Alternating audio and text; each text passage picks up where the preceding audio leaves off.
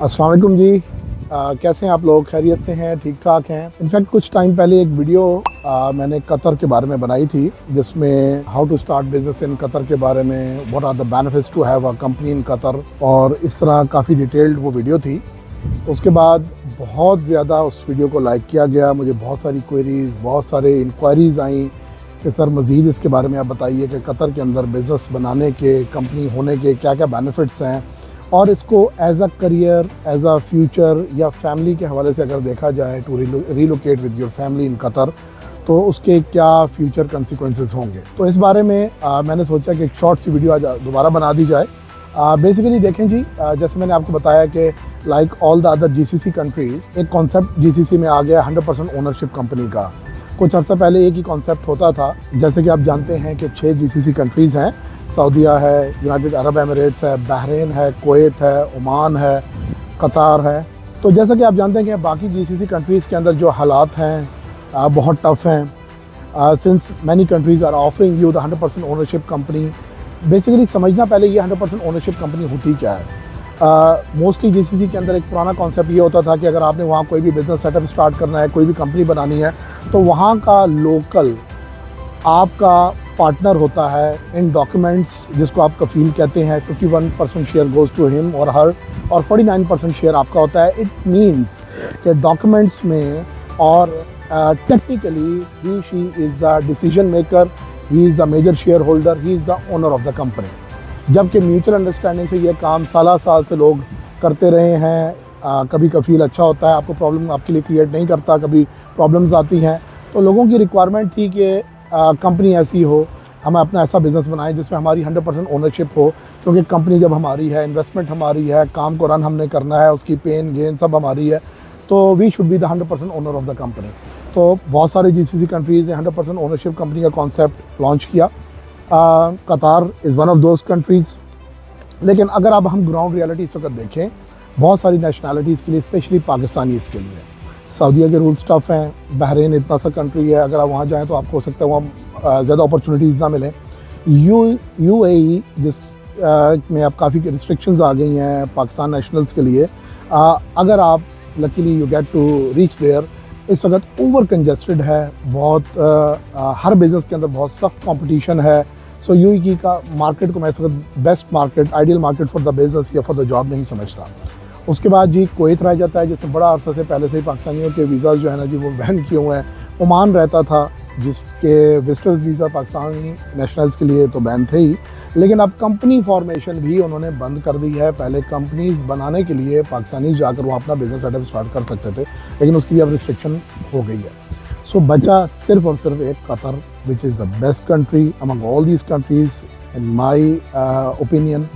बहुत सारी वजूहत है। मेरी लास्ट वीडियो में मैंने बहुत सारे रीज़न्स बताए थे। अगर आप उस वीडियो को देखेंगे तो आपको सारे मेन एजेस जो कतर के पास हैं वो समझ आ जाएंगे, जिसमें एक क्विकली मैं रिकैप कर देता हूँ। हाईएस्ट जीडीपी है, सिक्योरेस्ट कंट्री इन द वर्ल्ड है, और गवर्नमेंट की जो इन्वेस्टर्स के लिए जो वेलकमिंग पॉलिसीज़ हैं वो बहुत अच्छी हैं।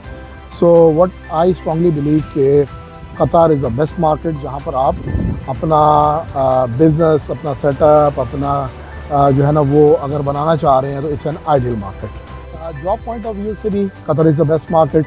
और फैमिली सेटल के हवाले से अगर बात की जाए, जैसे मैंने आपको पहले बता दिया क्या है, इट्स अ सेफेस्ट कंट्री। इसके अंदर वो वाले इश्यूज़ जो है ना जी आपको वो फील नहीं होंगे, उस तरह की कोई प्रॉब्लम्स जो हैं वो यहाँ पर नहीं हैं।